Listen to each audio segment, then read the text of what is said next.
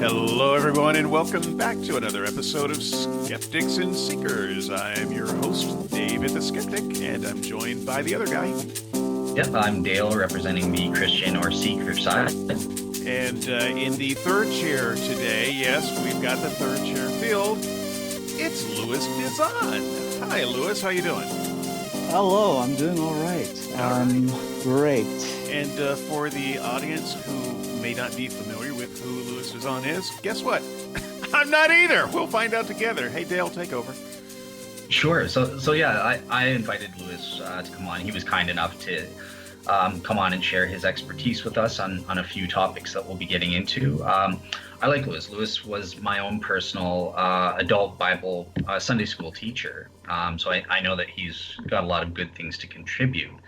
But rather than having me explain who he is, why don't we first just turn it over to Louis himself and give us sort of an introduction as to who you are, and take some time to plug any blogs or articles or debates, anything that you'd like. By the way, before you get started, Louis, I have a request. As you recap yourself, I know that you've gone through a lot of transition. I have also gone through a lot of transition.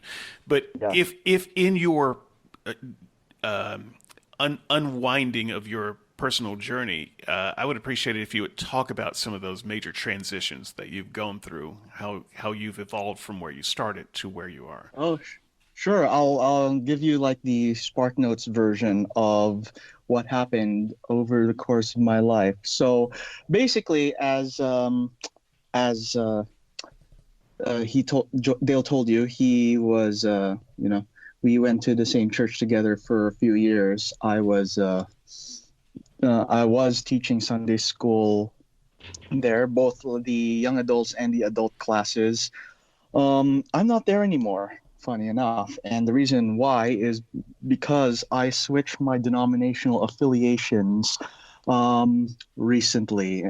Like around 6 months ago, I switched from Protestantism to Catholicism. Now, to someone who is not a Christian, you'd probably think big deal. You went from one kind of Christian to another. But let me tell you that among Christians, like within our own ranks, we do care a lot about those denominational differences. So much so that some groups of Christians will not even consider other groups of Christians as fellow Christians. Now, funny enough, I was born and raised Catholic. I grew up in the Philippines. I was baptized and confirmed Catholic there. It's the majority religion there, so it was easy to take it for granted. It's not like here in Canada where you have this hodgepodge of different religious viewpoints represented all over the place. There, pretty much everyone believed the same thing. Like there were other religions represented, but they were minorities. Around the time I was 16 years old, I started, asking myself, there's so many viewpoints out there. Like, just because I grew up with something doesn't mean I should believe it. Like, I should really take the time to ensure that what I believe is the right thing. So I hit the reset button on my worldview. And actually, for a brief moment of my life, like no more than 3 or 4 months or so, I was actually an agnostic atheist. I read a bunch of, Christopher Hitchens, Richard Dawkins, watched a lot of their documentaries on YouTube. I was 16 years old at this time, by the way. This was also my first real exposure to Christian apologetics. And I basically, after debating the issues back and forth, I eventually came to the conclusion that Christianity is true. But at this time, I was also being exposed to evangelical Protestantism. And one of the main people that was witnessing to me at this time was my aunt, who is an evangelical Baptist, and to this day is one of the closest people to me. And through her influence, among other things, I spent the next 11 years of my life as an evangelical Protestant. I got involved in the same Baptist church that Dale goes to, and I was there for like a good 8.5 years of my life. And I was very much keen on continuing my study of different viewpoints. So I did a, a program like I did it. I studied theology during my master's, and then for my undergrad, I was in a program in the University of Toronto called Near and Middle Eastern Civilizations. And the reason why I did that is because one of my major interests is comparing Christianity with the other two Abrahamic religions, so Judaism and Islam.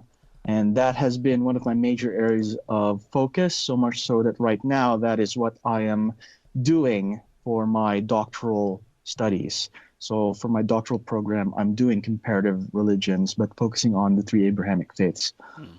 So within the past couple of years, I found myself questioning, um, whether I made the right choice in accepting evangelicalism over against the Catholicism that I grew up with.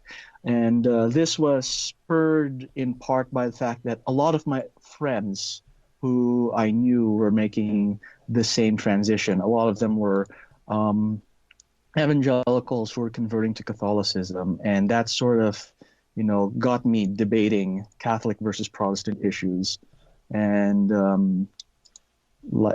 eventually, after an extended period of time, like a couple of years of really concentrated debating, where I tried to leave no stone unturned, I eventually came to the conclusion that they just had the better explanation for how things are. Long story short, I figured if you're really going to follow Jesus, you really should follow the form of Christianity that he um, instituted, and which, pretty much every Christian took for granted until the last 500 years or so. Now, that's an oversimplification. Of course, there were differences even before that, but the sorts of options that were being presented as the main alternatives, i.e., evangelical Protestantism, particularly in its Calvinistic expressions, are fairly new to the scene. They've only been around for the past 500 years or so. And in Christianity, these, novelties and innovations are quite suspect because they're seen as departures from the original form of the faith. Does that answer your question about, what my journey was like? Yeah, very, very good, actually. And just before we start getting into the questions, though, just very briefly for my own interest, did you? So I understand your journey with Catholicism versus Protestantism.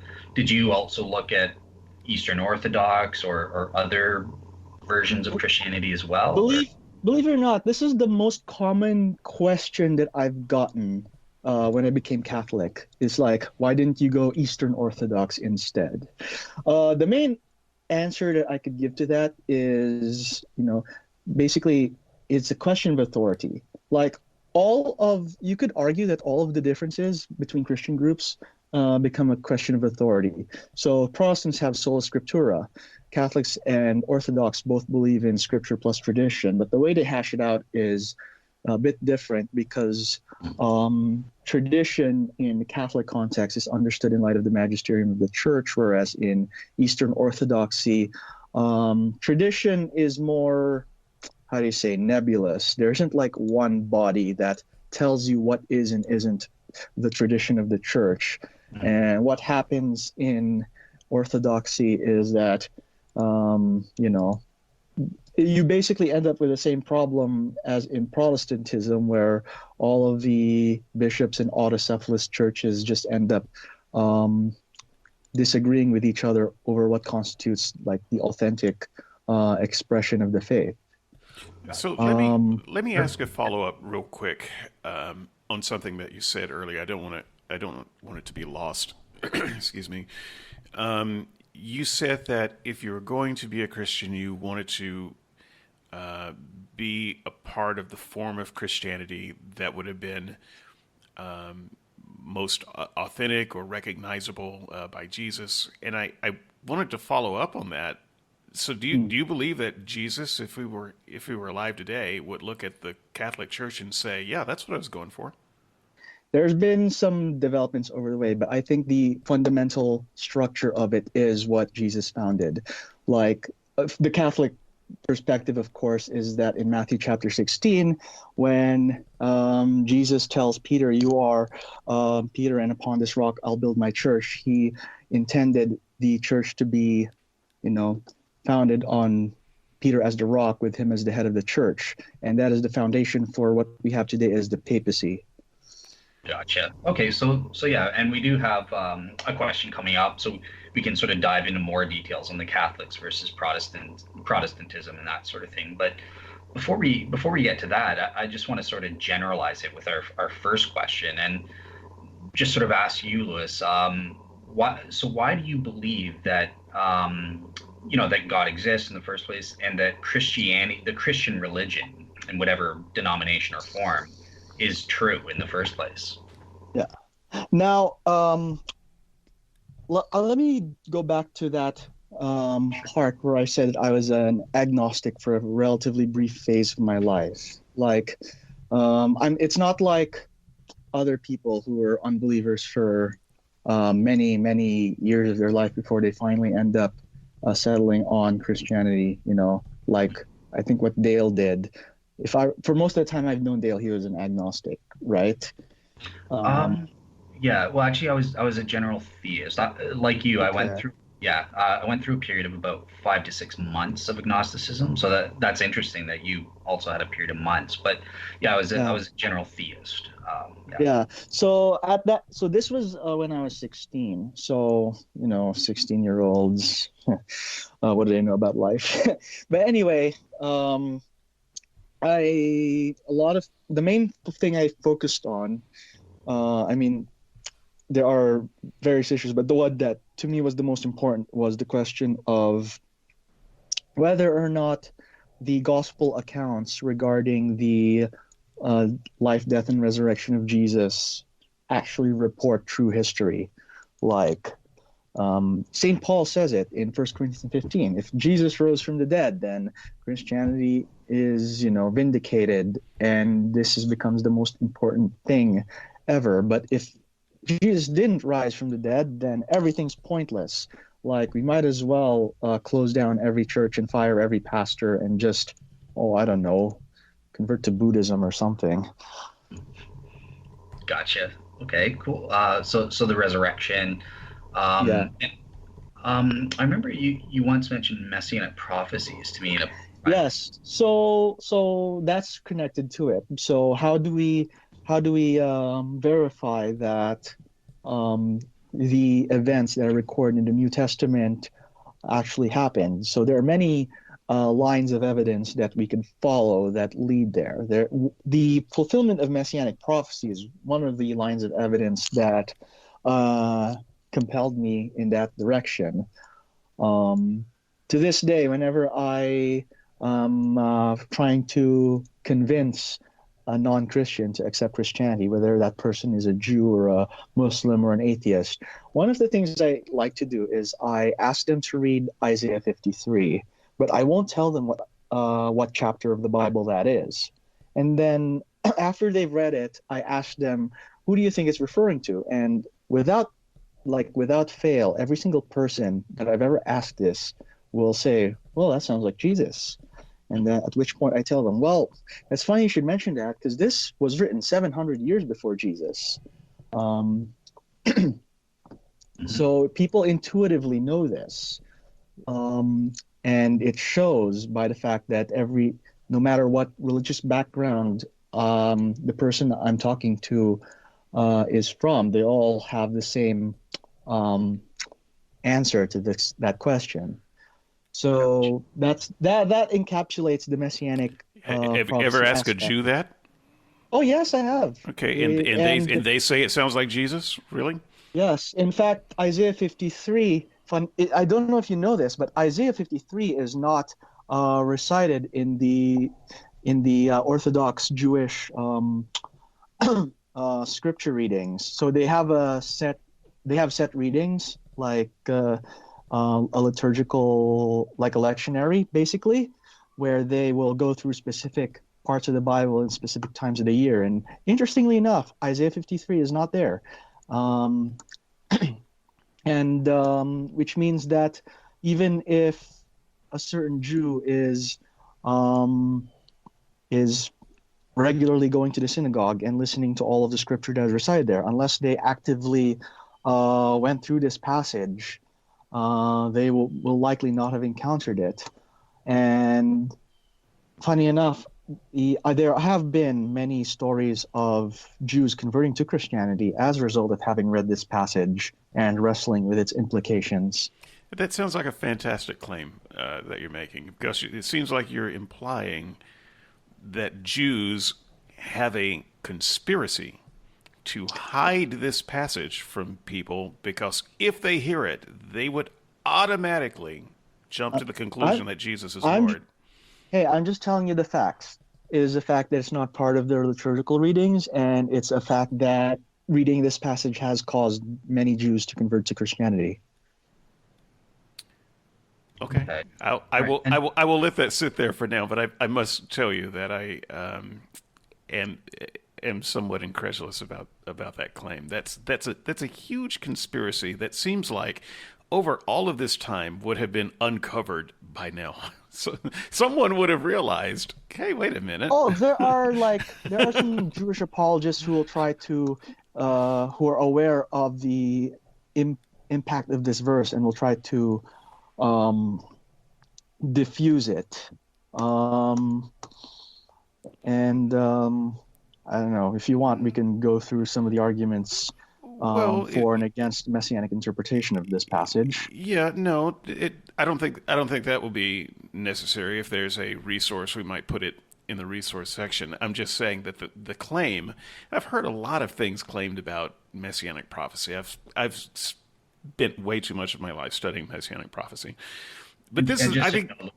me and David did do a 4-part series on Messianic prophecy. So we did actually go over some of the stuff that you're saying as well. But yes, sorry, David, finish your... Right, no, but this is the first time that I've heard someone claim that there was some type of conspiracy to keep this from Jews so that they wouldn't assume that it was Jesus. I didn't say there was a conspiracy. I just mentioned facts. So, I just mentioned this, and then I let the people make what they will of it. If you infer conspiracy from that, well, that's not what I said. That is your inference based on what I said. So let the audience hear. I infer conspiracy with that. Audience, you can determine what you hear from that. Also, the idea that, you get people to read this passage and, they say, well, who does that sound like to you? People have been hearing this passage in Christmas plays, in things like that since time immemorial. Of course they connect it to Jesus. That does not mean that it obviously must sound like it's about Jesus. I've used this on Muslim immigrants who do not have that kind of exposure, so that would falsify that claim. Okay, and just so I got that, but Easter's coming up here. So you also mentioned, I think, the evidence for the resurrection as well. So, David, do you have any pushback on the resurrection evidence that you'd like to discuss with Lewis at all? Well, my question, I suppose, would be, what do you consider evidence? This is, and I think that we probably have some questions about this later, but evidentialists like Gary Habermas and Mike Licona and Dale believe that there is external evidence, good external evidence, to come to prove the resurrection. Dale also sits on the other camp, though, where he would say there's good internal evidence, things like the internal witness of the Holy Spirit, properly basic belief to believe in the resurrection. How do you break down evidence? Is evidence for you external evidences or internal evidences, or some combination of both? It's a combination of both. It's not a mere recitation of facts, but at the same time, it's not divorced from the facts. You have to take the facts into consideration, and if that feeling you get on the inside is not based on the nature of reality, then all that is, a delusion. And I don't know what constitutes evidence. It's hard for me to get into this and provide anything novel because I have listened to a couple of your past podcasts, especially the one with Lydia McGrew, and I think a lot of that same ground has already been covered there. A lot of it is the same like sets of things that Dale and Lydia and similar people have mentioned already in the past. Things like, you know, a high level of historical knowledge on the part of the New Testament authors. There's the undesigned coincidences. There's the fact that all of the alternate explanations of the evidence fail, whether you're talking about the swoon theory or the theory that Jesus' body was stolen, or the Islamic substitution theory where someone else got crucified instead of Jesus. Like I've heard all of the alternative explanations, and to me, all those alternative explanations are, even more fantastic than the resurrection once you consider all of the facts. Okay, Gotcha. I would question that all of the alternative explanations fail. I think that there are plenty of alternative explanations, but I think that Okay. part of it might be you accept a certain part of the story as literal and not just literal, but to some degree infallible. And so the part of the story that you accept as infallible, that means then that there are certain facts that you are taking on board almost a priori.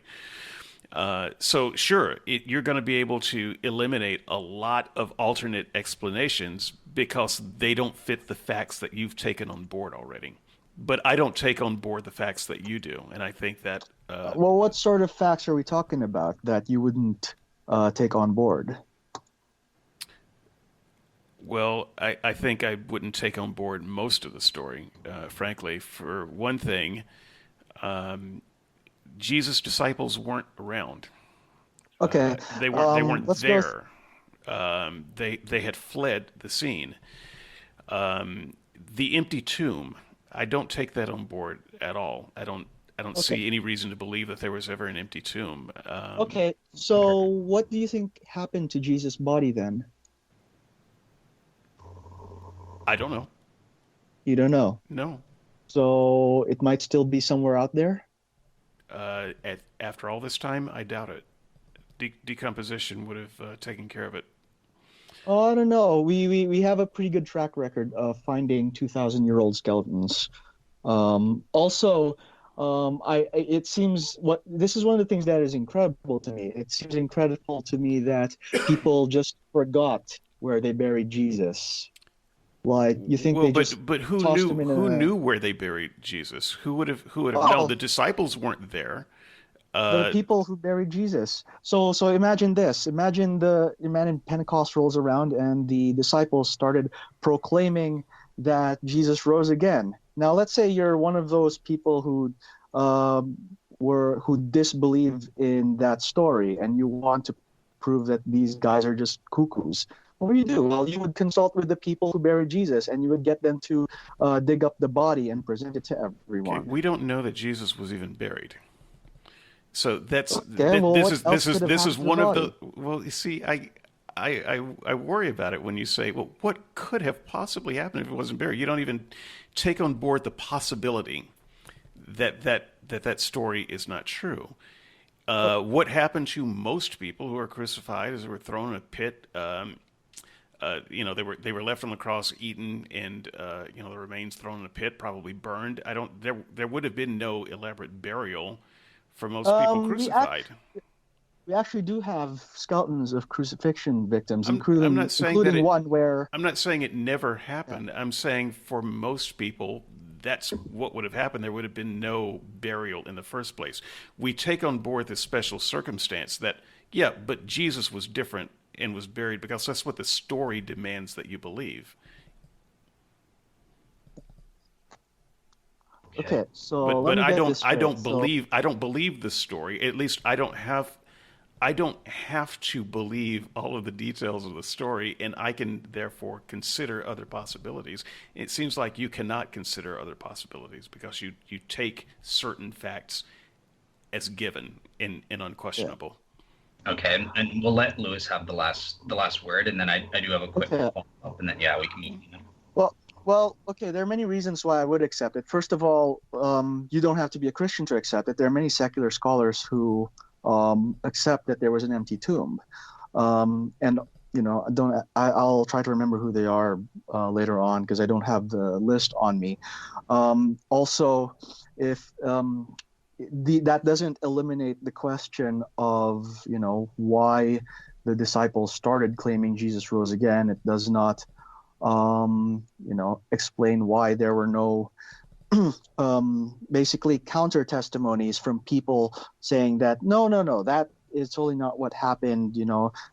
This is what we really did with Jesus, um, because we do have testimonies of, we do have stories from hostile sources. For example, the Talmud talks about Jesus' death, and the Gospel of Matthew talks about the claim that was floating around at the time that the disciples stole the body.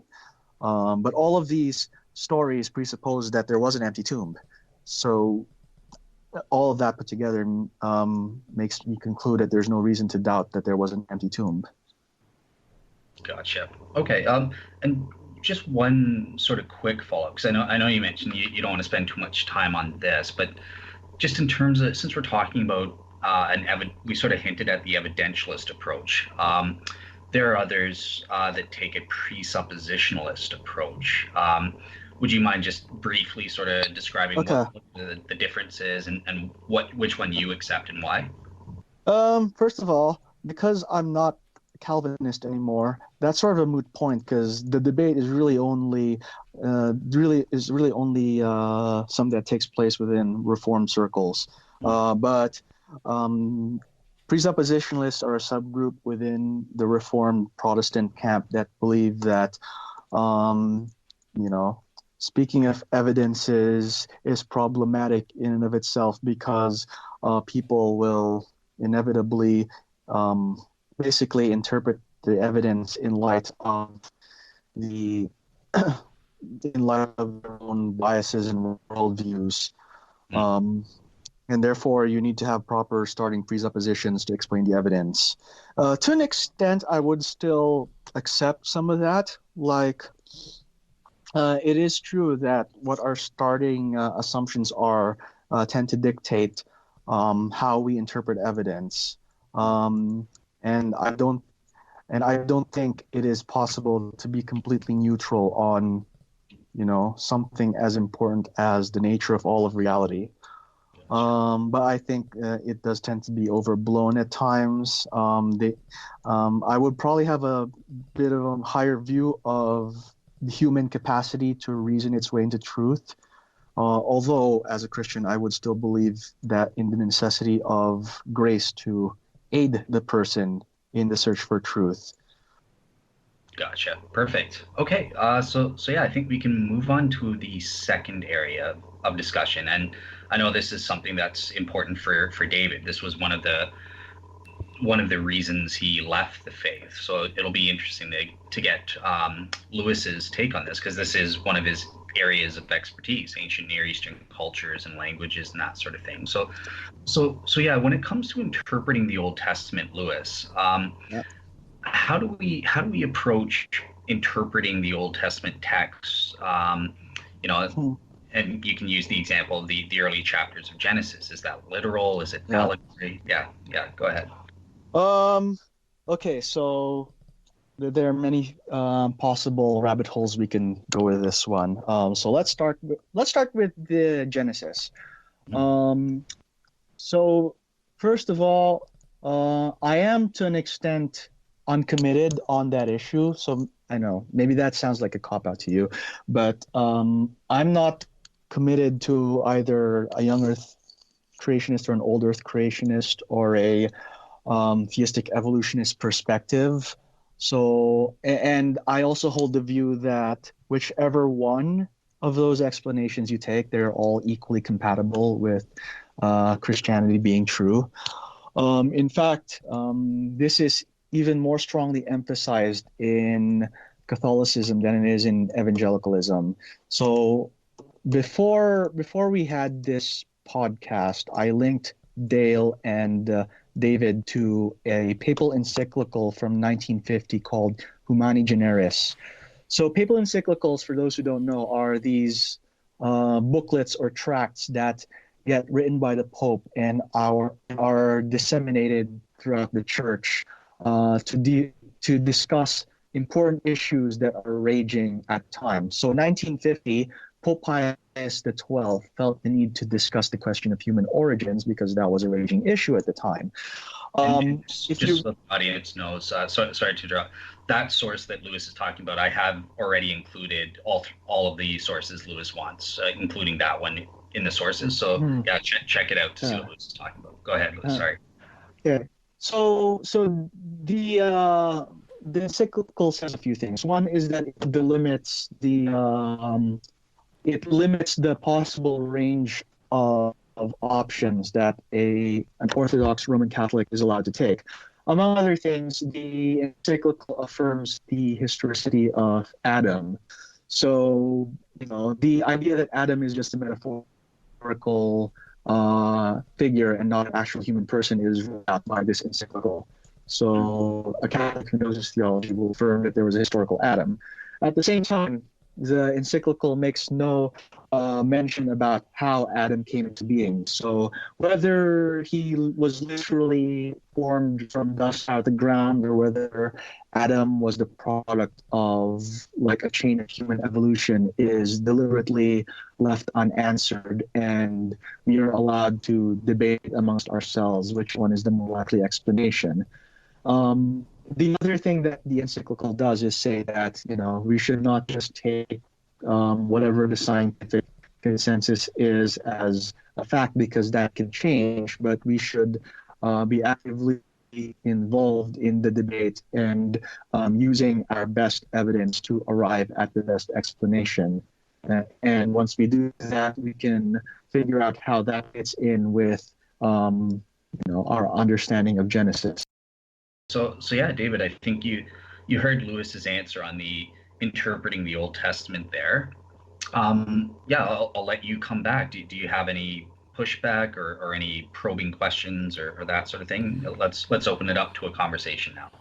Well, okay. I will just say I wish I had more time to get into a little bit more back and forth. So for the audience listening and we're unsatisfied with our last exchange, just know that we're working with some time constraints and some audio issues, and we're not able to push that quite as much. But I'll hang around in the comments. Maybe we can get Lewis to comment in the comments, and we'll hash out some of this a little bit more. As far as Old Testament interpretation, I must say I am maybe unsurprisingly unconcerned about what the Pope thinks about Jewish scripture interpretation. The Pope is not Jewish, and it's Jewish scripture. Now, Lewis, I understand that you're a bit of a Jewish scholar, so rather than focusing on what the Pope thinks about interpreting Genesis, what do you think about it individually and as a scholar? Okay, so have you read John Walton's The Lost World of Genesis 1? No. No, okay. So it's a book that I would highly recommend because it's considered one of the best scholarly treatments on the subject that is at the same time accessible to a lay audience. So John Walton makes the argument that if you interpret Genesis 1 in light of its ancient Near Eastern background, you would find that the book is not so much concerned with the material origins of the world. So it's not trying to give you an account of how things happened, like a blow-by-blow account. It's more of giving you a theological explanation and affirming that whatever exists is actually created by God. Okay, but is John Walton speaking as a Jewish expert here, Yeah, or yeah. because He once isn't. again, the only thing that matters when interpreting an ancient text is what the ancient writers and readers thought. Yeah. He is an Old Testament scholar and professor at Wheaton College. Okay. So he specializes in ancient Near Eastern backgrounds to the Old Testament. Um, so he is one of the people who's considered an expert in this field. Okay. Do you have any insight though from Jewish, not merely scholars, Christian scholars who study Judaism, but from Jews, rabbis, who Um, on how they read their own text? yeah, you know what? My experience with Jews on this issue is that they're generally unconcerned with the origins debate. Like, I don't see any Jewish creationist organizations, for example, and the one or two books that I know off the top of my head that are written by Jews and concern the question of origins do affirm some form of theistic evolution. So Okay. the feeling I get from my limited interaction with Jews on this particular issue is that they would accept the prevailing mainstream view. Okay, and do you know that that's how it would have been read to a person reading it 2,000, Mhm. 3,000 years ago? So Uh, I don't know who the first readers of this would have been, but once again, we how would the original mm, handlers of this text thought of it? we do have some early rabbinic and Tannaitic writings that are sort of like expansions of Genesis. It's like they will recapitulate the story, but they'll add extra details to it, and Hmm. the extra details that they add in give us an idea of how they understood the text.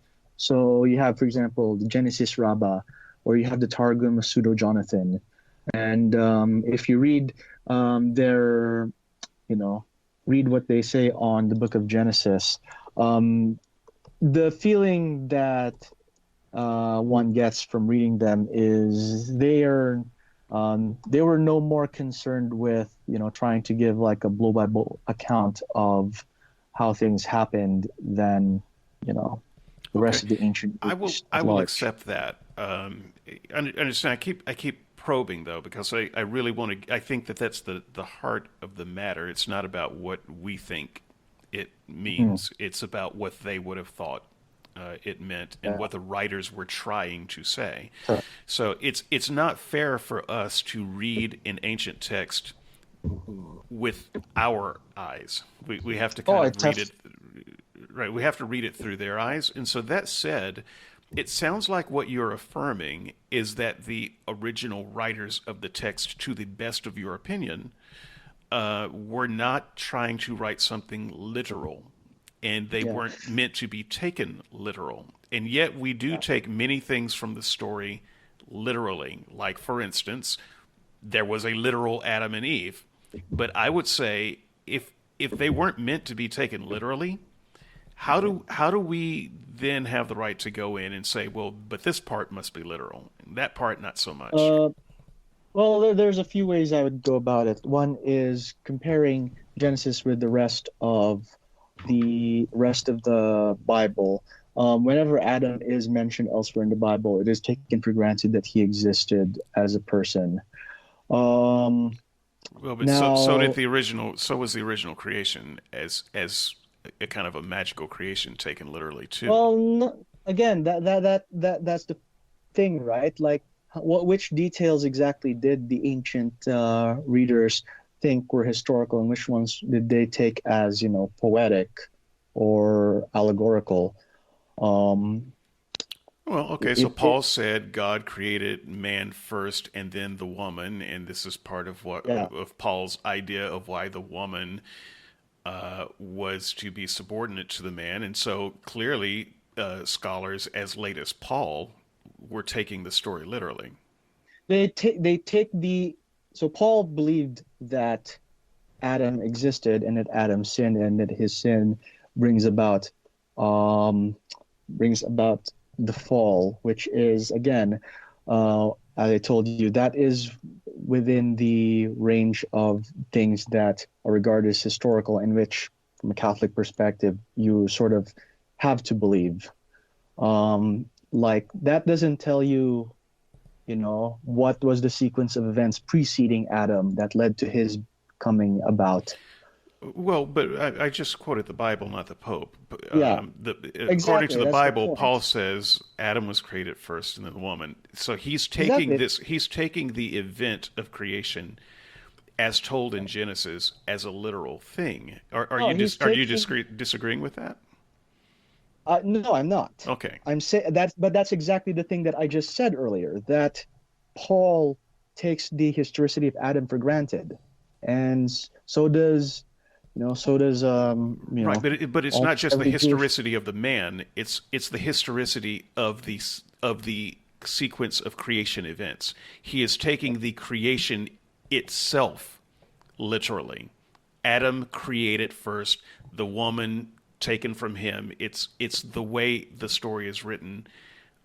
Okay, but Right. what happens He's not before talking that? about an evolutionary model here. Paul Yeah. is not suggesting an evolutionary model. No, no. The question is what happens before that? Like, what was the sequence of events leading up to Adam being created? That's the part that is not addressed. You see my point? Not really. How do you, maybe it would help if you tell me how you think Paul would have seen Adam coming first and then the Eve. What do you think Paul meant when he said that if he wasn't in fact affirming the whole creation story? Yeah. I think that he, at the very least, believed that, God created Adam, and there was something special about Adam that set him apart from the rest of the created order. Like he he was made in God's image, whereas the Right. rest of creation wasn't. Did Paul believe And that Eve was taken from Adam's rib? I would assume that he did. Okay, so I mean, that maybe would be a there's literal another way of reading. understanding this, Right. but That would be a literal reading of the yeah. creation event. That's all I'm saying, is that So here, Paul read it literally. Okay, but does that say, for example, that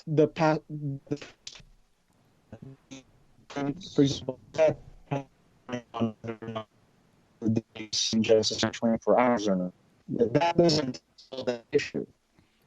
But I'm so sorry. I missed that last bit. It got lost in the Skype. uh, yeah, so like yeah, you can taking Paul's understanding of Genesis, we can infer from that he believed that Adam and Eve were real and that they were specially created by God. Yes. That doesn't tell us, for example, how to understand the days of Genesis, whether they're 24-hour periods or not.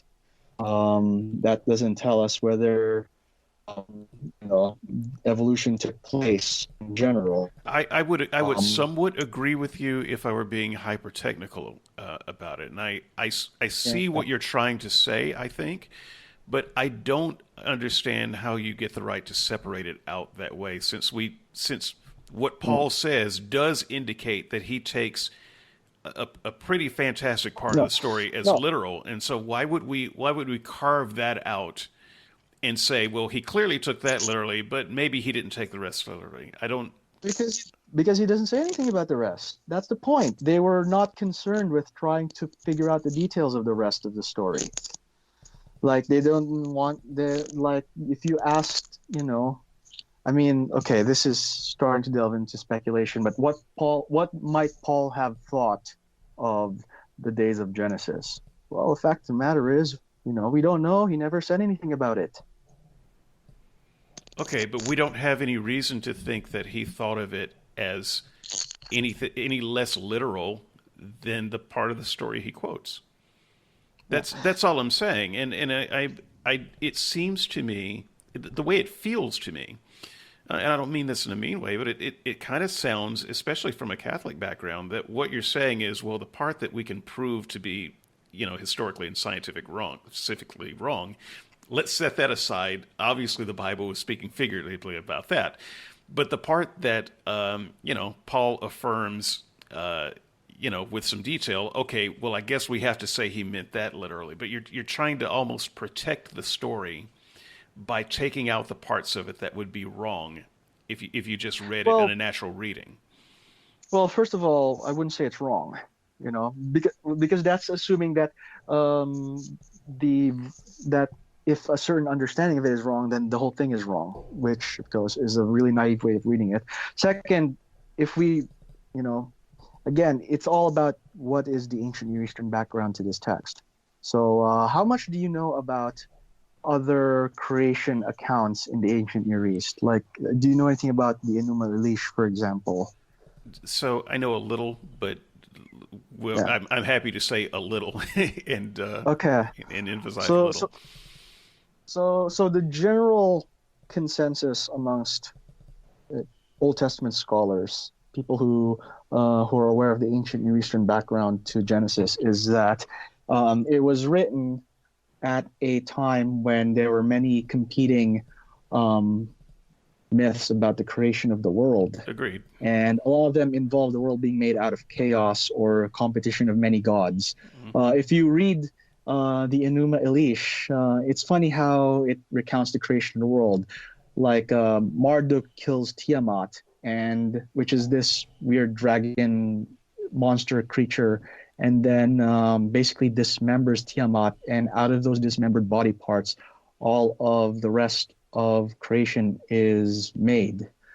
Now, the book of Genesis is aware of many of these stories, and in a sense is trying to, basically, in one sense, it's a polemic against the polytheism of the surrounding culture. That's saying, no, it's not caused by the warfare of the gods. God created all of creation all by himself, and he did not need pre-existing matter or, the severed body parts of a dragon monster to do it. It's funny though. It opens with the earth being without form and void, darkness on Just the face of the deep. let this be your Yeah. last follow up. I'll let Lewis give the response, and then we'll move on because I'm Yeah. just trying to make sure we fit everything in before 12. Mhm. Yeah, it's a good combo. So yeah, go ahead, Lewis. You can answer the last word there. Yeah. I'm not entirely clear on how the formless and void part has a bearing on what I just said. I Because think it fits in quite. there's a theory, a creation theory that I'm surprised that you wouldn't be familiar with it. That the creation that we read about is actually the second creation. That Uh, the first creation we kind of picks up from the story of after things went chaotic. So oh yeah. So actually, I know what you're talking about. It's the gap theory that yes, was popular during the 19th century. So the gap theory basically posited that the story about Satan rebelling against God and then causing a bunch of angels to go with him. So apparently the the reason why that's the that Christian second. version of the chaos theory. Yes. Yeah. So there was that theory flowing around Christian circles in the 19th and early 20th century that the world became formless and void because of the battle that raged between the angels and Satan. Um, Now, it's based on a specific question of how do you interpret. Okay, this is where I start getting into the Hebrew. So in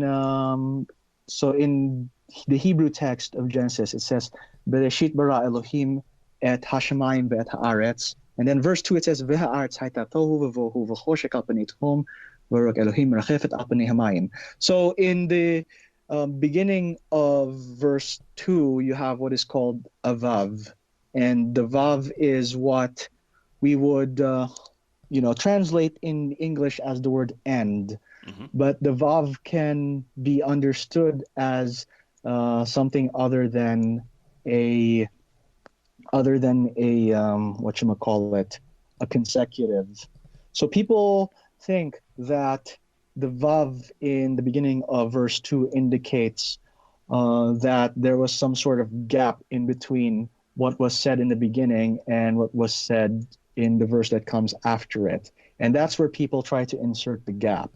Now, here's the thing about all these Hebrew things. It's like, it's not impossible. Okay, I'll grant that much. So it is, at the very least, it is possible to read the text that way. Hmm. But just because it's possible to read the text that way doesn't mean it's plausible or that is the best explanation, because the vav is actually one of the most common particles in the Hebrew Bible. It is used all throughout it. And most of the time when the vav is used, it is being used to denote just a straightforward sequence of events. This happened, and then on the heels of that, this For the happened. sake of time, I'm going to cut in and I'm going to grant you all of that. Sure. The Hebrew, reading it in Hebrew is no clearer than it is reading it in English. So that's the bottom line there. Although it's very beautiful in Hebrew, Yeah. but it's not any clearer. Well, I would push back against that by saying that certain ways of understanding it are simpler and more parsimonious than others. Like trying to insert a massive gap on the basis of a vav. While it is possible, it is not at all parsimonious. Okay, And but we there's also get massive gaps with the Yom, for instance, in reading that same text. We get billions of years worth of massive gaps in a place where it looks like there are no gaps at all. So I don't know that follows. okay. Yeah. Okay. All right, and Lewis, if you're enjoying this and want to go past 12, I can be less strict with the time thing. So it's whatever you want. You're the gas kind of thing. So Sure. yeah, did you want to Let's do as that? much as we can. Okay. So so the next question now, we're moving on to an area of Lewis's expertise, and it's exciting for me because we've never covered it on SNS before, but it's looking at Lewis's extremely, his knowledge of Islam. He likes to interact with Muslim apologists. This is one of his passions and that sort of thing. So, just in the first place, why don't you give us sort of an introduction in as to your role with Islam and that sort of thing? Yeah. So it all started in grade 11 when these two Pakistani guys in my high school tried to convert me to Islam. Now, funny enough, I need to insert this here. They were not your standard Sunni Muslims. They are members of a minority sect called the Ahmadiyya. And they have some controversial views that cause them to be shunned by the Muslim community at large as non-Muslims. But that's another thing. The point is, these guys, they presented themselves to me as Muslim. They said they believed in the Quran, and they wanted to present to me evidence for why they believed Islam to be true. Their particular sect has a centralized authority structure, just like Catholicism, and their leader wrote this book purporting to disprove Christianity and demonstrate that Islam is true. So they gave me this book, and I read it. I was 17 at the time. This was early on in my evangelical phase, and as I was reading it, and I was reading the arguments they were trying to raise against Christianity, I was starting to think, there's something about this that doesn't quite add up. So I'm going to research these claims, and I'm going to see if I can present a rebuttal to it, and that's what I did. And I would go point by point. Like they would claim one thing, and then I would research that claim and find that it doesn't add up. And then that got me into studying Islam in more depth. So I listened to a lot of debates between Christians and Muslims on the internet.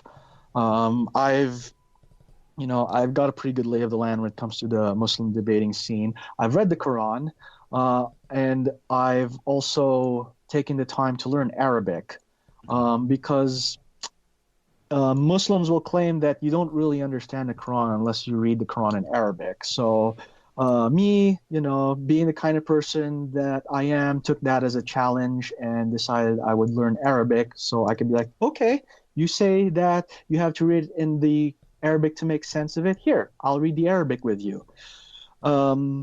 Plus, being able to quote the Quran in Arabic to a Muslim gives you a lot of street cred with them. And it came to the point where, I found that this is actually quite fascinating to me. So let me pursue this at an academic level. So I am doing Islamic studies in the Near and Middle Eastern program at U of T. Let me tell you something that it takes a certain level of seriousness and dedication to actually go into the history and theology of a religion that you don't actually believe in.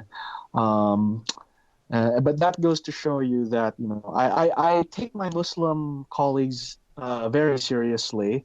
I take their religion seriously enough that, I want to approach them on their own terms. I want to be able to understand the Muslim mindset and the Muslim scripture, and to be able to speak to them on the basis of their own traditions and texts.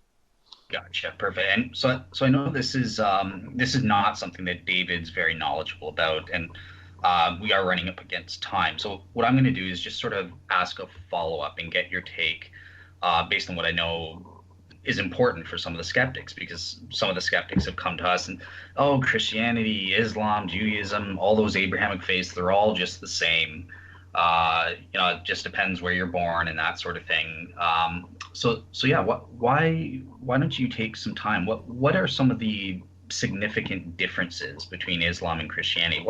Why should we care about Okay. Christianity? Yeah. Um, I can, okay, and I'll try to quote the relevant Quran verses wherever I can. Okay. So, one of the main difference right off the bat is their view of God. So Muslims do not believe in the Trinity. They do not believe in the deity of Christ. They consider that to be idolatry and polytheism. Some of the more nuanced Muslims will try to qualify that, saying that it's not quite on the level of like outright paganism. There's it's sort of like a compromised monotheism, but it's still bad. Mm. So the Quran, in many places, will deny that Jesus is God, um, or that God is three persons. Gotcha. Incidentally, one of the there is a passage in the Quran that seems to imply that its author was not aware of what exactly constituted the Trinity. In Surah Al-Ma'idah, which is chapter 5, in Ayah 116, it says, and beware the day when Allah will say, O Jesus, son of Mary, did you say to the people, take me and my mother as deities besides Allah? He will say, exalted are you. It was not for me to say that to which I have no right. If I had said it, you would have known it. You know what is within myself, and I do not know what is within yourself. Indeed, it is you who is the knower of the unseen. So right there in that one verse of the Quran, you have words attributed to Jesus where Jesus denies that he ever taught his divinity, or that he taught people to worship himself. In fact, when he says that I do not know what is in you, that directly contradicts what the New Testament says, because in Matthew 11, Jesus says that no one knows the Father except himself. Um, but interestingly, the Quran also says here, did you say that people take me and my mother as deities besides Allah? So the Quran does not give the impression that it knows what Christians actually believe about the Trinity. Like, it seems to think that that Mary is part of the Trinity in place of the Holy Spirit, which shows that the author of the Quran will probably in his interactions with Christians misunderstood what his Christian interlocutors actually believed about the nature of God. There's also the fact that the Quran denies that Jesus died on the cross. So in Surah An-Nisa, which is number 4, ayah 157, it says, the Jews claim that we have killed the Messiah, Jesus, son of Mary, the messenger of Allah. But they did not kill him, nor did they crucify him, but it was made to appear so to them. So this is one of those unclear passages, and Muslims don't actually know what to do with it. If you look at the history of the interpretation of this passage, there's all sorts of explanations. But I'll give you the most common one. This is the one that you're most likely to encounter with the average Muslim on the street. And the way they understand it is that Jesus was never put on the cross at all. that it looked like Jesus was put on the cross, but actually someone else was put on the cross, and it was made to seem as though that person on the cross was Jesus. And there's a large body of Islamic literature dedicated to the question of who was it that was actually on the cross. Some people say it was Simon the Cyrene. They say that when he helped Jesus carry the cross, there was some confusion and people thought that he was Jesus. Some people think it was Judas. People think that, Muslims think that God cast a spell over Judas to make him look like Jesus, so that he got caught and he was mistaken for Jesus and got crucified in his place. That's the most common understanding of this text that you're most likely to run into. Cool. Now, do you want me to get into the part where I deconstruct those explanations, or do you just want me to describe what they believe? Yeah, I think, yeah, well, it's how long would it take you to deconstruct it and stuff? I'll give you the Spark Notes version. Okay. The Spark Notes version is that the that common account of how to interpret this verse implies that God deceived people into thinking that Jesus died on a cross when in fact he didn't. It implies that Islam makes a big deal out of condemning Christianity for all the ways that it goes astray. But yet, if you follow this line of logic, it would lead to the conclusion that God wanted people to think that this happened. God wanted people to think that Jesus died on a cross, even if he didn't. And so then you can't blame people if they start believing that Jesus died on a cross. And also that leaves you the question, well, what about the disciples of Jesus? Did God allow them to, be fooled as well and to think that Jesus died on a cross? Or were they given some special knowledge so that they wouldn't be fooled? And if so, how come that knowledge died down? Why didn't Jesus' disciples pass on the belief that Jesus didn't actually die on a cross? It merely appeared so. You're aware that there is a Christian also, tradition that says that Jesus didn't die on the cross. It's not just an Islam tradition. There's a well, actually, are you talking about one of the Gnostic Gospels? Because yes. so the specific detail of it actually is that most of these Gnostic Gospels believe in what's called Docetism. Right. So Docetism is the idea that Jesus didn't actually have a physical body, and that he only seemed to be a human being, but he was actually this ethereal spirit without actual flesh or bones. And you can't crucify an ethereal spirit.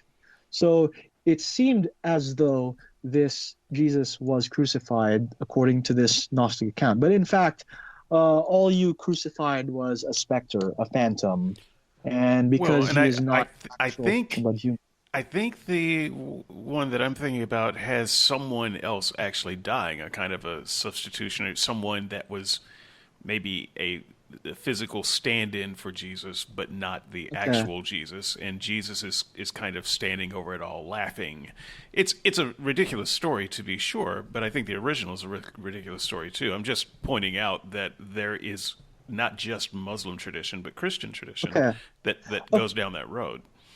Okay, well, that doesn't negate what I said, which is that if God wanted people to know that, okay, if God condemns Christians for believing the crucifixion, then why did he make it appear that the crucifixion happened?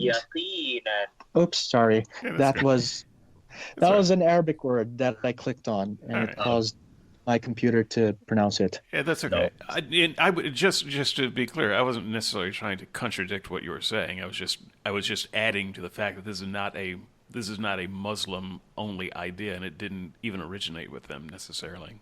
It's It older is, than them.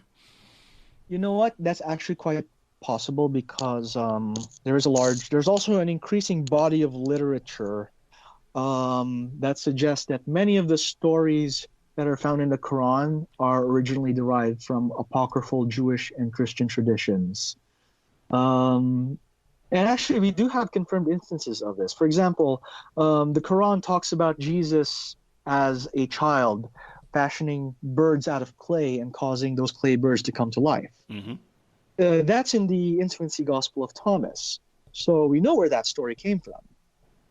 Also, if I recall correctly, the Quranic story about Satan being asked to bow down to Adam, which occurs once or twice in the Quran, originated from the Gospel of Bartholomew. So these parallels have been made. Um, I'm not entirely sure if the crucifixion one is one of those confirmed parallels, but that would be something. Hmm.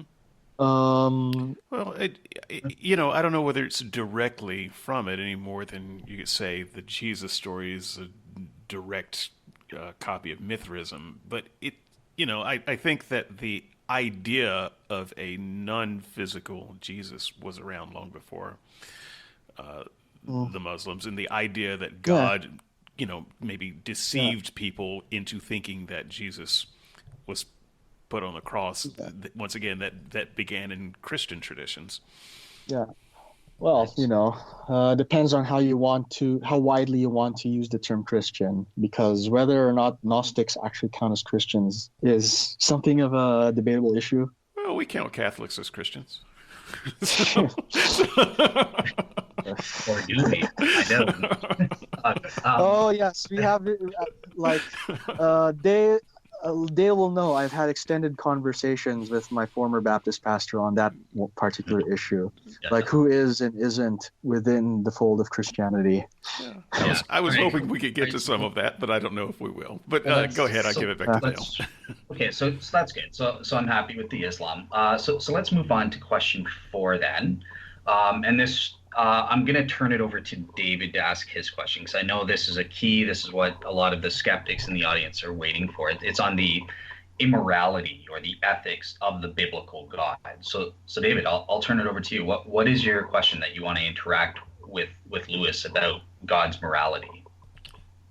I've been trying to find a way to shape this question so that it would be a little bit different than Yeah. what people By the way, expect here. just by the way, so I have listened to a couple of previous podcasts, and the ones that I've listened to, I noticed that this one consistently comes up. And I just want to warn you that I might not necessarily contribute anything original that hasn't already been said by Lydia, for example.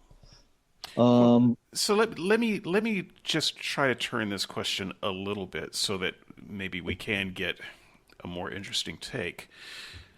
One of the everyone knows pretty much the issue that comes up on the show. I might say, yeah, the God of the Bible, especially the God of the Old Testament, although I don't actually separate them out. I would just say the God of the Bible seems more like an evil God than a good God. Here are some cases in point. And then there will be some type of objection to that or some type of rehabilitation of the story so that the particular examples don't seem as bad as I'm making them out to be. So where I want to start here is let's just assume things like slavery is bad. mhm. Let's assume that things like war crimes Yeah, is bad. That sort of thing. The sure. question that I would have, in the objection that I run into is that God allowed this for that particular people at that particular time, for whatever non-specified reason. But it would be bad for us today. But we're somehow Uh, more evolved than them, and it's just the way it had to be at that time. So I would want to start there and say, do you take that position? And if you do, please tell me what was so different about them at but that time that made that okay. the Okay. My view is that okay, let's zero in on slavery, because I do know quite a bit about this particular issue. Okay. Um, I think that the Bible does not present slavery as an ideal. Okay, let's say that off the bat. No, the Bible does not glorify slavery. It doesn't say that it is something that should be pursued as a good, but recognizes that it exists. And so, it does its best to put regulations on the institution of slavery. So that's one thing. The second thing is that we need to define what slavery is. Unfortunately, because of the history of North America, we have a tendency to think of slavery in terms of what happened to, African Americans who were brought here by the Europeans. Now, I don't know how much you know about, you know, the way slavery functioned in the ancient Near East or in classical antiquity, but that was not the kind of slavery that they practiced. Well, let me In just fact, answer that I, quickly. I know as much about that as what the Bible says. So, okay, there are certain key differences between what the Old Testament calls slavery and what was practiced in the 18th and 19th century as slavery. For example, kidnapping was not allowed. So most of the African Americans who were brought to North America were brought in as, people who were kidnapped and sold. But in Exodus, I don't remember the exact chapter, but in Exodus it says that if someone kidnaps a person and sells them, the kidnapper must be put to death. So right off the bat, the very means by which most slaves are procured in, the relatively recent context that we know of is condemned in the Bible. okay, so would you Um, consider kidnapping when they take slaves as an act of war booting? Is um, that different from kidnapping to you? How do you separate that out in your mind? as far as I can remember, the I don't remember the exact passage of the Bible that is relevant to that, but I think that would be covered under it. I don't know what you Um, mean. They I don't were know able to take people from war when they weren't commanded to just kill everybody. So I'm just trying if you to. give it, perhaps if you give like the specific anecdote you have in mind, we can go into the details of it Okay, well because it's there's the mention in Numbers 31. I didn't come prepared to talk about this, but there's the mention in Numbers. I want to say Numbers 31, where God commanded everyone to be put to death except for the girls too young to have had sex with a man. Those you can take for yourselves, and He gives specific instructions on how to kind of make them your slave wives. okay. And that's Okay, that's that certainly feels a lot like kidnapping to me. right off the bat, there is no concept of a slave wife in the Bible. I understand Like you may not appreciate the term, but no, that's no, I'm no. This is an actual fact of Jewish law that as soon as you marry a slave woman, wife, as soon as they become a, as soon as they become your wife, they are no longer your slave. right. I get Like, that, but in you fact, got them from capturing them, from killing their husband, father, brother, and taking them from war as a prize. In fact, they were specifically mentioned as a prize, so you don't have to call them a slave wife if you want, but they are wives as a result of taking them as a slave as war booting. So once again, you can use whatever word makes you sleep well at night. I go with slave wives myself because that puts it in a sharp relief, but I understand that technically that may not be the yeah, correct term. yeah, yeah. Because strictly speaking, the way slavery is defined in Jewish law, they're not considered slaves. Okay, but they were still kidnapped, and once again, I'm trying to understand how you distinguish Yeah.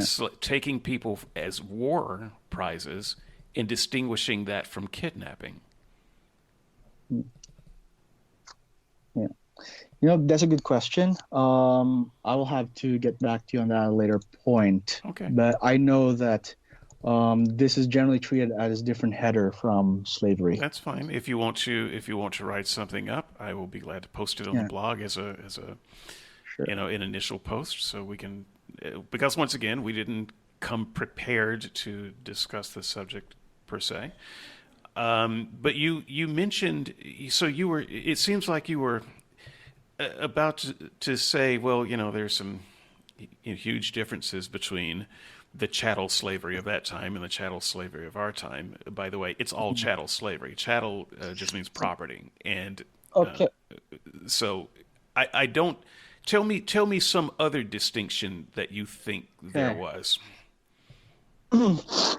Okay. So let's try this. What sorts of professions get placed under the heading of slavery in an ancient context? Like, if let's say you're a millionaire and you had a butler, would you consider your butler a slave? Depends on how you got him, but no. But Okay. if what you're saying is Mm, there were slaves who had high positions at that time, there were yeah. slaves who had high positions in the South. So Yeah. I'm not sure that that's a difference either. Maybe we can Yeah. find a difference between the two kinds of slavery. Because Because I know slavery quite is a bit about very slavery in the South. okay. So Because maybe we can slavery combine our knowledge here. Okay, because slavery is a very broad term in ancient Near Eastern context, and even in the context of classical antiquity. Like it's almost used at certain points as just a synonym for, an employee. Except it Uh, wasn't. I'm sorry. yeah. Except it wasn't. No, So it's I a matter of think fact. Like no, the no. person, That's an equivocation. It's in fact there are. I will grant that there are times when it's translated pretty sloppily, but the Bible itself in Leviticus 25 makes a very clear distinction here. And so this is one of the things that I hear Christians do a lot is pretend like, oh, the Bible doesn't make a yeah. distinction between slave and employee. Yes, it does. I'm prepared to read it if we Actually, need to. it Let actually. Lewis get his full answer, and then you can Okay, okay. go ahead. Is in your mind is a slave and a servant the same thing, or are they different? They are different things depending on the context. Once again, Okay. we can use language in a very sloppy way. Are you aware of the fact that in Hebrew there's only one word for both? No, I'm not aware of that, but Okay. I know that there is a distinction Okay. in the meaning. So it doesn't really matter whether you say there's Okay. one word for love. We have different meanings that we pour into the word, and so Yeah. love can mean a number of things, just like Yeah. slave can mean a number of things. I'm not. No, because okay, in Hebrew there's a word eved, and then in Greek there's a word doulos, and Yes. those words have a much wider range of meaning than our word for slave, because those words can encompass slave, servant, butler, maid, um, all of those types of professions. Yes, They're all I covered under understand the that. heading of one I word. grant you all of that, but what I'm not letting you do is muddy the water and say so the Bible is never clear when it talks about it because that's not true. Well, I'm not saying it's not clear. I'm just saying that it's a little bit more complicated than, just saying, oh, they practiced 19th Okay, century well, it's style simpler than that. So slavery. let me read then and simplify it, because there are texts that we can look at, and they're pretty straightforward. If your brother becomes impoverished with regard to you, this is Leviticus 25, and I'm just starting at verse Yeah. 39. So pretty Okay. common text. I know you know it, but Yeah. a lot of people Yeah. listening don't know the Bible very well. So let's just give it to them. If your brother becomes impoverished with regard to you, so that he sells himself to you, you must not subject him to slave service. Okay, Mm. this is talking about a What's Hebrew the buying verse a again? Hebrew. This is Leviticus 25, beginning at 39. Um, Okay. and admittedly, this is a very English translation here to make things Um, clear. But I find it true to the text, so you can tell me if you want to yeah. object later. You show- You must not subject him to slave service. He must be with you as a hired worker, as a resident foreigner. He must serve with you until the year of Jubilee, but then he may go free, and yeah. he and his children with him, and may return to his family and to the property of his ancestry, since they are my servants whom I brought out from the land of Egypt. They Yeah. must not be sold as slaves, as a slave sale. You must not rule over him harshly, but you must fear God. I'm going to finish this next text because this is Uh-huh. important, and this is where apologists usually stop at that passage and they say, you see, slavery is just servanthood, but they're not being honest with the text. Verse 44. As for your male and female slaves who may belong to you, you may buy male and female slaves from the nations all around you. Also, you may buy slaves from the children of the foreigners who reside with you, and from their families and that are with you, whom they have fathered in your land. They may become your property, chattel. You may give them as inheritance to your children after you to possess as property. You may enslave them perpetually. However, as for your brothers, the Israelites, no man shall rule over his brother harshly. This is a clear distinction between what they mean by slave and slave. And it's funny that when Christians start talking about, well, slavery in the Bible is different from ours, they stop reading at verse 44. Would you like to comment on verse 44 and further and beyond? As for Okay. Right. So as for the male and female slaves whom you may have, you may buy male slaves from the nations that are around about you.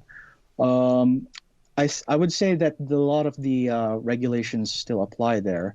Like you're not supposed to basically make life hard for them. Wrong. And you're supposed to sorry, treat them wrong. fairly. Where are you getting that from? Well, but he's saying things that are direct opposite from the text. Your brothers, your Jews, you're not supposed to treat harshly, right? Wait, is it your contention that the Jews were allowed to treat Gentile slaves harshly? It is my contention that this passage makes a clear distinction. You can't treat your brothers harshly, but you can treat these other people like slaves. In fact, you can't treat your brothers as slaves, but as employees. So, slavery for the Jew is, yes, I agree, like a bad job. Slavery for the foreigner was slavery. Okay. But that is my contention. The way you're saying it, it's implying that they were allowed to treat the Gentile slaves harshly. Just reading the words in the book. Okay, but where do you get from the text that it says that you can basically abuse them or treat them harshly? Well, I didn't say abuse, but I am making a distinction between a job with your fellow man and an actual slave who gets treated like a slave. Yeah. Yeah. Now, you don't seem to be wanting to make that distinction, and I understand why you would be uncomfortable with that. But this is the book. The same word is used for both. They're both considered avadim. I don't care what the word is. I have just read you what the Bible describes as the meaning behind it. Yeah. Yeah, but my point still stands that they are supposed to be treated fairly. Okay, well, I appreciate your point, but my point is there's no difference between that chattel slavery and the chattel slavery of the South. And you started this off trying to suggest that there was a difference, as if one was the good slavery and one was the bad slavery. And I am trying to suggest, I'm making the case that is not true. That is not a faithful reading of the text. We have a text in front of us. If you'd like to put another text that might compete with this, I'd be happy to look at it and read it and go through it with you. All right. Also, as far as resources go, have you ever read Paul Copan? I've listened to Paul Copan. I haven't read Paul Copan. Okay. Well, his talks will give you the Spark Notes version of what the books contain. The books go into more detail, including Old Testament backgrounds and the meaning of the Hebrew text. Gotcha. But you got a basic idea of what Copan says then. Yes. Mm-hmm. Are you saying that you are echoing Paul Copan and you kind of punt on your own conclusion? So I'm able to confirm. I have other resources at my disposal, so I'm able to confirm the things that he says in his book. Okay. Go ahead, Dale. I know you're trying to come in and. I'm just trying to. Yeah, I think we both stated our positions on that. They're good resources. That's cool. One thing that I know is important as well on this topic, and this will be the last discussion topic for this question before we move on to the next one. But sometimes in the Bible, God uses violence or killing people. He commands the Israelites to kill the Canaanites and that sort of thing. And I've gotten flack for defending these verses as well. But I was just wondering, what do you make of that? Do you think God is immoral for for using violence or killing people to accomplish his ends? I don't know, Dale. I'd probably say more or less the same things you'd say. Okay, all right, cool. Yeah, David, I'll give you one Well, follow-up on that if you sure. want. A lot of Christians take another option though, Lewis, and so I don't. There's door number two as well, which is to say that the Bible is wrong in how it depicts the biblical violence. So, an option would be to say, well, that's an error in that God was never really that violent. It was the people being violent, and they were just kind of putting that off on God. Yeah. Another possibility is to say that, well, they were just using language that was more like a locker room jock talk. God wasn't really telling them to kill everybody and to keep, but they were just Well, actually, talking that way because that's how people talked at the time. So you've got some there, other options. there's a ring of truth to that last one. In fact, that same book that I mentioned, Copan's Is God a Moral Monster, mentions this. He says that deliberately hyperbolic language is normal in an Yes. ancient European context. I thought that you might appreciate that from Copen, but what I haven't had Yeah. a chance to ask Paul yet, hopefully we'll So, have a so chance to have him on the show, is if they were using deliberately hyperbolic language about God's violence, how do we know they weren't using deliberately hyperbolic language about the evils of all of the people around them that they had to wipe out? Now, we're just supposed to take that as literal. Those people were evil. They were so bad they needed to be wiped out. But, of course, this is why I took Middle Eastern studies. So you know how the Bible accuses the pagans of sacrificing their children to Moloch by burning them in fire? yes.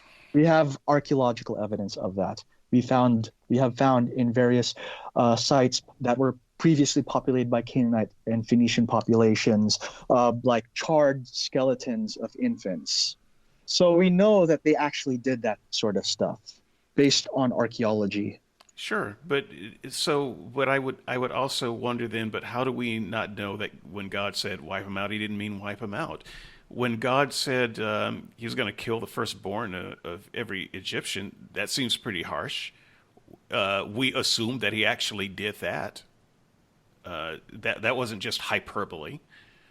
So I don't really understand how we activate the Copen's hyperbole theory.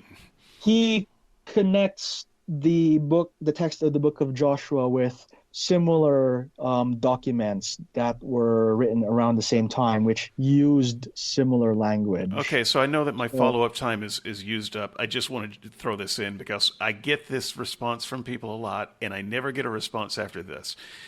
Saul was denied the right to be king because he did not literally wipe everybody out. So what you're saying is God doesn't actually mean to literally wipe everyone out, except when he does. Okay, well, we what we know about the Amalekite story is that the Amalekites did go on long after that. Right, I understand that. And I the understand Amalekites they pop went. up. I understand they Let him went answer. on, but what I just mentioned was a situation where God really meant wipe them out, and we had a consequence of a person who didn't wipe them out, and God punished them. Actually, here's where it's good to know the details. If you look at 1 Samuel chapter 15, it says that the only things that they spared were the king and the cattle. So presumably, if you go by the literal wording of 1 Samuel 15, you would get the impression that Saul did in fact kill all of them, except for the cattle and the king. Right. But, well, But all I'm then- saying is that God wanted him to kill all of them. Yeah. He took God literally, and he did it literally. But what you're saying is, well, sometimes God doesn't mean it literally. Okay, no. Follow me along with this, Okay. okay? Because it's very important to look at details. So, according to 1 Samuel 15, he killed every last man. But there were many Amalekite men who show up later on, even within the same book. For example, 1 Samuel 27, verse 8. Now, David and his men went up and made raids upon the Geshurites, the Girzites, and the Amalekites. Now, why is he making raids upon the Amalekites if they were already slaughtered to the last man? And then you look at 1 Samuel chapter 30. It says, Now when David and his men came to Ziklag on the third day, the Amalekites had made a raid on the Negev and upon Ziklag. So again, how did they come up there? Weren't they already slaughtered the last man? There are other examples of that elsewhere, but you get the point, right? Yes, So and even the when, answer is I don't know. I yeah, don't know how to respond to that other than to say the story is very inconsistent and hard to read. I do know that when the storyteller seems to want us to think God means everybody, there are times when he seems to mean everybody. And you can say, well, but historically in other places, it looks like everybody wasn't wiped out. Well, all you're showing me is that they didn't obey God. You're not showing me yeah. that God didn't Well, actually mean it. it doesn't say they didn't obey God because in First Samuel 15 it clearly says that God the only thing that Saul was punished for was the fact that he spared the king and he spared the cattle. It doesn't say because he spared other people besides that. Okay, that's fine. And all we will reach a point of semi-agreement here where I can just say I have no idea what God means by kill everybody or do this violent act if he doesn't actually mean what it says. And where the Bible gives illustration and it doesn't actually mean what it says, it's just it's ridiculous to even try to read something like that. I don't understand it. So you haven't actually given me an explanation for why it would say kill everybody and then Saul is punished for not Well, killing everybody and then everybody's not killed, but you're saying, well, it's all okay. I'm just saying, okay, yeah, great. Pass me the Lord of the Rings. I understand that. okay. Again, hyperbolic language. It is an act. It is a thing, and it is not just a biblical thing. It's a common literary device. So if you have an issue with the Bible, So using that sort of language, I it's do, used everywhere else besides the Bible. but I don't have an issue with everything else because I don't care about what everything else says. It's not making claims on salvation as far as I'm concerned. So Okay. when the Bible says just one more Dale, Yeah. because this is important. When the Bible says things like kill the homosexuals, don't let witches live, kill your profligate children. Is that also hyperbolic language? Were they to take that Um, and say, that's just God being God again? We don't have to kill the homosexuals. oh, those are literal. Oh, those are Okay. well, Meshuggah. What am I? What do we do with that? So, Okay. Um, okay. So I don't know how. What do you want me to do with those passages? I don't know. Just Uh, tell me why those are literal. Then I mean, give me something to work with. the best we have are, the expansions on them by the rabbis. So we know they took something literally if they actually give you detailed instructions on how to do something. Like, for example, lying with a man is punishable by death. But what constitutes lying with a man? The rabbis actually go into detail about what sort of things you'd have to do to activate that law. And they said, for example, that, you know, there has to be anal penetration. I'm going to start getting a little bit graphic here, but the It's Jewish okay. rabbis believe that any sort of homosexual activity short of actual penetration will not activate that um, rule. And funny enough, they also believe that lesbians, by definition, cannot activate that rule because they are incapable of penetrating you. So we know from the way the rabbis interpreted that passage that they intended to apply those literally. Okay. Okay, great. So I think we've covered question number four. It was a good exchange back and forth. I think there is some good things on both sides to think about. But yeah, let's move on to question five, if we're all agreed. Protestantism versus Catholicism. So Hmm. yeah, Lewis, you mentioned in the beginning of the show that you've had a bit of a change in that regard. So yeah, in the first place, what I know in apologetic circles you were known as the next James White at one time, and now you're a Catholic. You've gone the opposite route. So do you mind just sort of Yeah, outlining your journey and what are your main reasons as to why you think Catholicism is true? sure. So I have never. Okay, so I've never really accepted the tendency in some Reformed circles to, and this was back in my own Reformed days. I never accepted their tendency to lump in Catholics with, say, Mormons or Jehovah's Witnesses. Some Protestant apologists do that, and I find that ridiculous because whatever doctrinal differences Catholics and Protestants have with each other, they're not at the level of the differences that either group has with a Jehovah's Witness or a Mormon. Jehovah's Witnesses and Mormons don't believe the Trinity. Mormons don't even believe in monotheism. They believe in a million gods. Um, To be Catholics, fair, Catholics Protestants, pray to and Mary, so yeah, but see that there is a that's part of the um. Okay, so we have the same view of God. We both believe in the Trinity. We have the same view on the inerrancy and infallibility of the Bible. The Catholic Church affirms that the Bible is infallible and inerrant. We have the same. We also both agree that the death and resurrection of Christ is necessary for salvation. That you're saved by grace. That Jesus will come again. So, all the things that are considered the basics of Christianity, as outlined in, say, the Nicene Creed, are held in common by Catholics, Protestants, and Eastern Orthodox. Um, the differences are on issues that are below that in like order of importance. For example, whether or not um, whether or not the Bible by itself is fully sufficient as a rule of practice. So Protestants have something called sola scriptura, which is the idea that the Bible is sufficient all by itself. There is no infallible interpreter outside of it. That tradition, while it can be helpful at times, is not infallible. Whereas Catholics have a notion of an infallible tradition and of a pope who is capable, under certain conditions, of giving infallible statements. The other major difference is on justification. So this is where I start getting a little bit technical, but Protestants will assert that justification is by faith alone. Now it's not people get confused on this because it's not the phrase faith alone in and of itself that's the problem. It's some of the implications that get bound up along with it, such as the idea that justification, the idea that you're made right with God, is nothing more than like a legal declaration that doesn't also entail an ontological change in your status. Catholics believe that there is an actual ontological change in status that goes along with the declaration that you're righteous.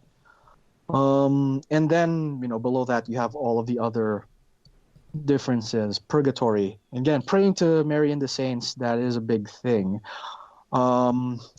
And also the idea that, the Pope is infallible and is capable of giving infallible declarations. Just the idea that he is the head of the church is one of those big things that divide Catholics from every other denomination of Christianity, including the Eastern Orthodox. And to be clear, that's one of the things. It's one of the reasons why they get lumped into cults like Jehovah's Witness and Mormonism. Yeah. So it is a big thing. It's not some Yeah. minor deal that the Pope Yeah. is the head of the church. Yeah. Here's one thing though. All those cults are like later things that pop up in relatively recent history. Like all of those groups that you mentioned, Jehovah's Witnesses and Mormons, they only go as far back as the 1800s. Catholicism is ancient. In fact, Protestants and Eastern Orthodox will dispute this, but the Catholic claim is that this is the original church that Jesus himself founded. Right. So No you Protestant can't agrees with that.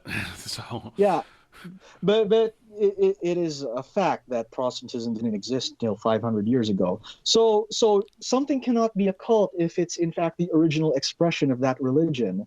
Like if Catholicism is the original Christianity, then it by definition cannot be a Christian cult. Does that make sense? that makes sense, but it's a long ways from being settled that it is the original Christianity. In fact, like I said, zero Protestants agree with you on that.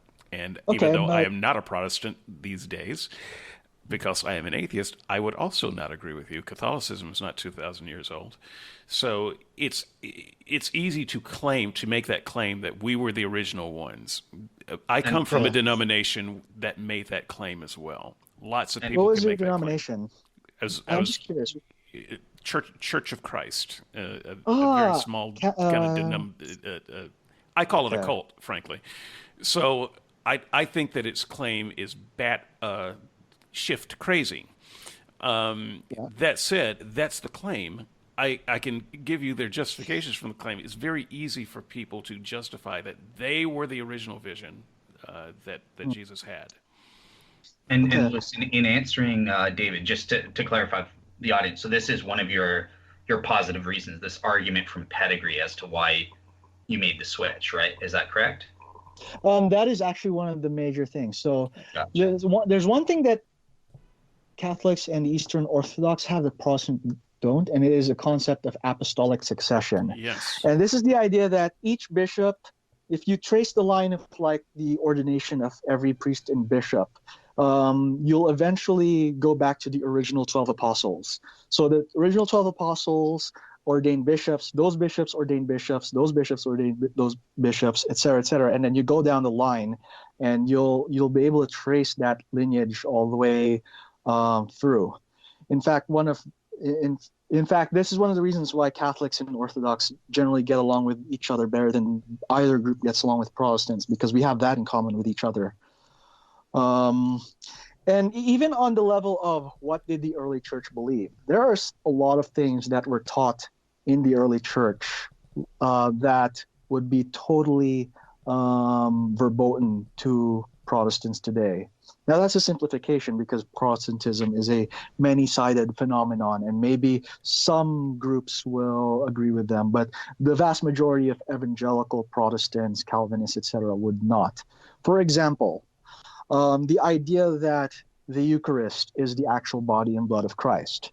Well, leaving aside the fact that there are statements in the Bible that priests that sound a lot like Jesus is teaching that, you have explicit statements as early as the beginning of the 2nd century that affirm that. Ignatius of Antioch, who died 117 AD, affirms this in his epistles, that the Eucharist is the body and blood of Christ, and the people who denied this were heretics.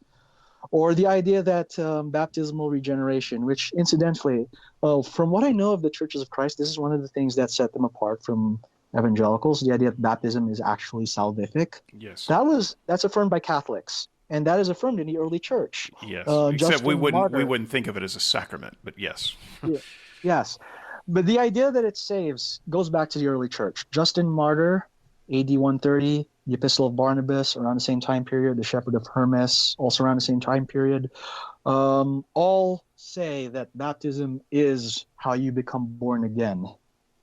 Okay. So some of the major areas where Catholics and Protestants differ with each other, you look at where the early church sides on those issues, and you see they always side with the Catholics.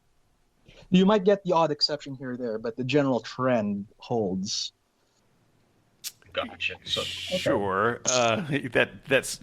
That depends broadly on interpretation, but because of time, I'll let that go. okay. They don't side with the Catholics per se, but you can certainly read it that way. I would say that they side with the Church of Christ, or they side with the Baptists, or they said Yeah. they would all say that. So Also, the phrase Catholic Church itself. it just means universal church. Yes, yeah. So this is a minor point, but the actual phrase Catholic Church is extremely ancient. It goes back to Ignatius in the 2nd century. Now, I know what the Protestants It doesn't say. go back to Paul. It doesn't go back to Peter. It doesn't go back No, to no. Jesus. What they So will say is they will say that we are Catholic in a small c sense. So they will try to have a different definition of the word Catholic, and say that by the early church's definition of Catholic, Protestants are Catholic. But the answer to that one is, if you actually go into the detail of what they considered, the Catholic faith in the early church, it's not this broad idea of various denominations all being united together in a common faith, because all these Christians also believed in the idea that there was only one true church. Well, So right. in the early It didn't church, mean ecumenical. So yeah, you're right. so ecumenism in the way we understand it today did not exist in the early church. The early church believed that there was only one church, and you cannot separate yourself from that church, because as soon as you separate yourself from that church, you're no longer following Jesus. I absolutely agree Um, with that. So I buy your interpretation of that. Dale, you're trying to cut in.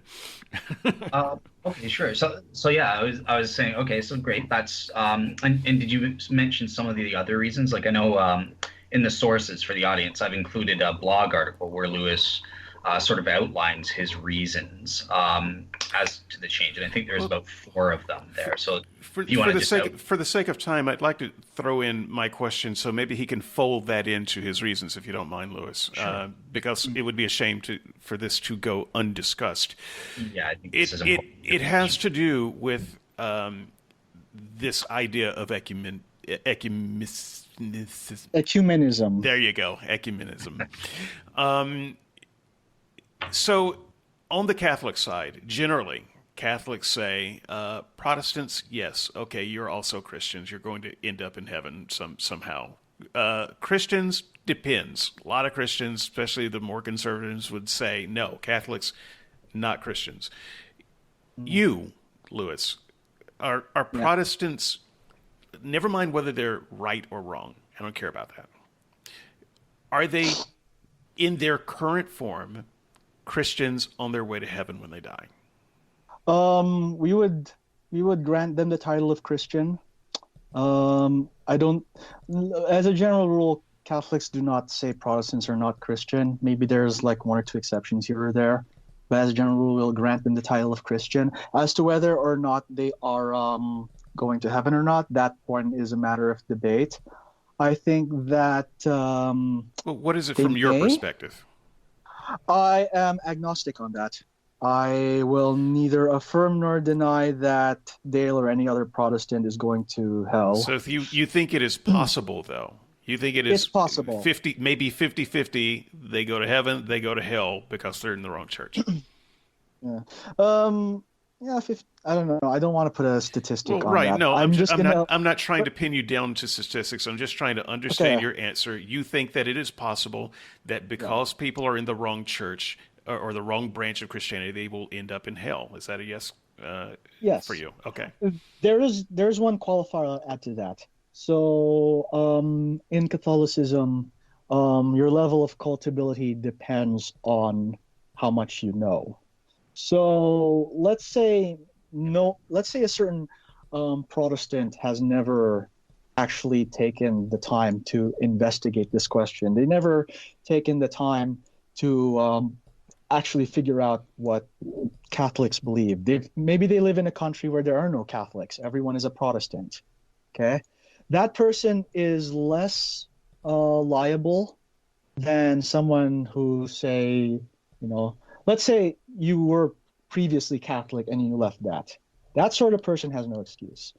So I'm going to quote the exact wording of Lumen Gentium, because there's an actual document that explains the Catholic viewpoint on this. This will just take a Sure, second. sure, go Okay. ahead. So this is from Lumen Gentium, which was a document from Vatican II, 1965. It says this, and I'll quote: basing itself on scripture and tradition, the council teaches that the church, a pilgrim now on earth, is necessary for salvation. The one Christ is the mediator in the way of salvation. He is present to us in his body, which is the church. He himself explicitly asserted the necessity of faith in baptism, and thereby affirmed at the same time the necessity of the church which men enter through baptism as through the door.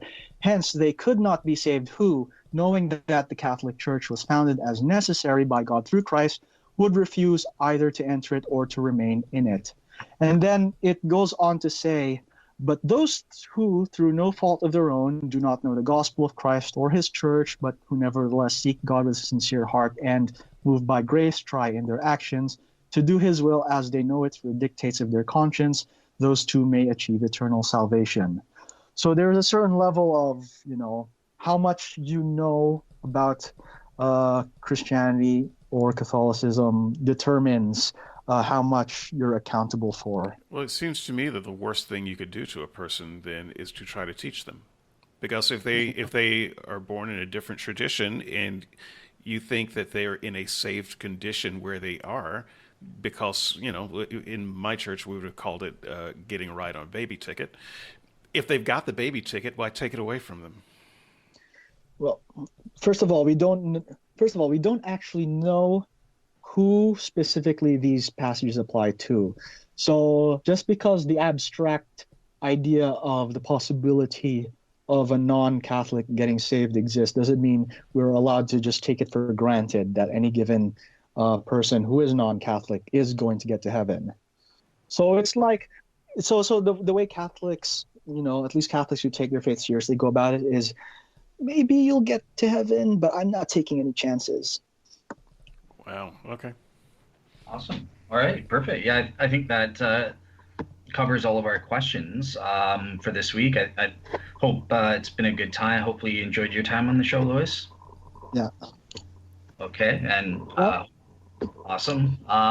Yeah, I guess we'll just leave it to Lewis if you have any final closing remarks to leave, and then we'll close out the show. And also tell us where we can find you on the internet. Tell people how to get in touch with you, hook up with your projects, whatever you happen to be doing. Good one, yeah. So eacanada.wordpress.com is my blog. So you can you can check the articles I've written there. And unfortunately, it's been a while since I've updated it.